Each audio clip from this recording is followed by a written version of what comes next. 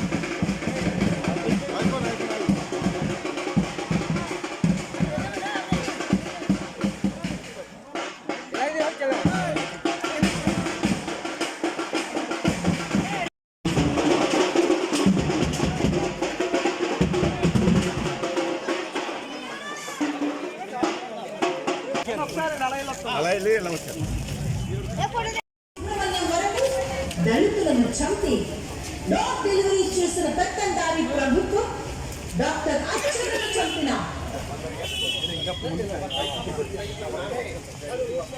ఇదే ఎలా తిరగాల వచ్చేస్తా ఉంటే రైలా పక్క ఇదే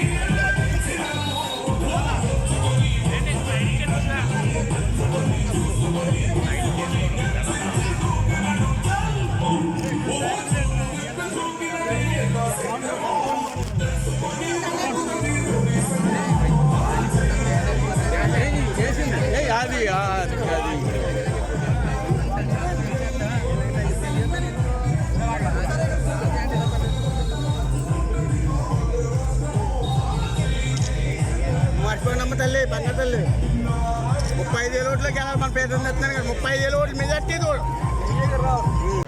ఆఖండలో అరాచక రాజకీయం జరుగుతూ ఉంది. పంచాయతీ ఎన్నుకున్నారు.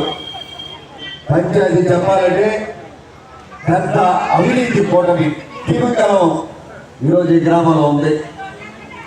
ఒక అంగులు కలపాలంటే ఏమి నాకు డబ్బు ఇస్తావు, భూమి ఇస్తావా, ఏదో నీ అపార్ట్మెంట్ ఇస్తామని చెప్పే కార్యక్రమం ఇక్కడ చూసాం. దశరథకు సంబంధించిన చెరువుని కక్షపూరితమైన వాతావరణంలో వీడి పెట్టిన పరిస్థితి చూస్తే బాధ కలుగుతుంది. చేస్తే నీళ్ళని చెరువు చేయాల, కానీ ఆ యొక్క వర్గం మీద కక్ష పట్టి శాసనసభ్యులు చెప్తున్న అరాచకానికి అంతమంది చివరి మాత్రం ఈ సభాముఖంగా చెప్తా ఉన్నాం. ఇటువంటి కుల ద్రోహి కుల చేతులు ఇంకా అంతమందించవలసిన పరిస్థితి ఉందన్న విషయాన్ని కూడా స్పష్టంగా చెప్తా ఉన్నాం. ఈనాడు మీ అందరికీ తెలుసు, ఈనాడు జరుగుతున్న రాజకీయం 2024 ఏప్రిల్లో సార్వత్రిక ఎన్నికల సందర్భంగా మీ అందరూ కూడా సహకరించండి. మళ్ళీ ఇక్కడ కోడి మాసం, చేపల పులుసు, వేట మాసం, రొయ్యల పులుసు, ఏంటి చేపలు మళ్ళీ మొదలుపెట్టాడు సీజనల్ బిజినెస్. మోసపోవద్దని చెప్తా ఉన్నాను. మోసపోతాను నేను అనుకోవట్లేదు, కానీ జ్ఞానోదయం అయింది. అప్రమత్తంగా ఉండండి. వడ్డిస్తానంట ఇప్పుడు కూడా వెళ్తే పలకరించని వ్యక్తి వడ్డించేస్తున్నాడు, చెరువులో పూయెట్టాడు. ఏమనంటే అమ్మా నేను మీ చక్కగా వడ్డీసేసాను, ఒక్కడు నా దగ్గర రావట్లేదు. వెళ్తే వడ్డీ ఇవ్వడు, వెళ్తే మాట్లాడు, వెళ్తే మొబైల్ చూసుకుని చెక్కిస్తాడు. చిన్న కులాలంటే అసహ్యమైన ఒక వ్యక్తి ఈ సమాజంలో ప్రజాపతిగా పనిచేయాలని చెప్పడానికి బాధపడతా ఉన్నాం. ఇటువంటి వ్యక్తిని మనం చూడలేదు. జగన్మోహన్ రెడ్డి లాంటి వ్యక్తిని చూడలేదు. ఈరోజు ఇద్దరిని కూడా ఇంటికి పంపించవలసిన పరిస్థితి మనందరి మీద ఉందన్న విషయాలు కూడా స్పష్టంగా చెప్తా ఉన్నాం.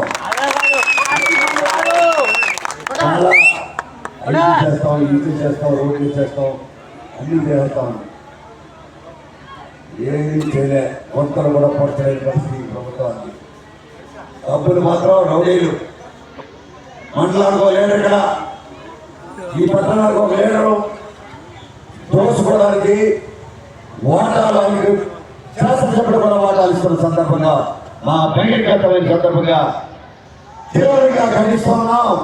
అరాచక అవినీతి పనులు ఇద్దరు కూడా శాసనసభ్యులు కానీ ఇక్కడ ప్రజాప్రతినిధులు కానీ అంతమందించిన పరిస్థితి ఈరోజు ఎన్నికల్లో ప్రధాన భూమికి కావాలని అందరూ కూడా కోరుకుంటూ ఈ కార్యక్రమంలో పాల్గొన్న ప్రతి ఒక్కరు కూడా హృదయపూర్వక అభినందనలు జరగాలని చెప్తున్నాము.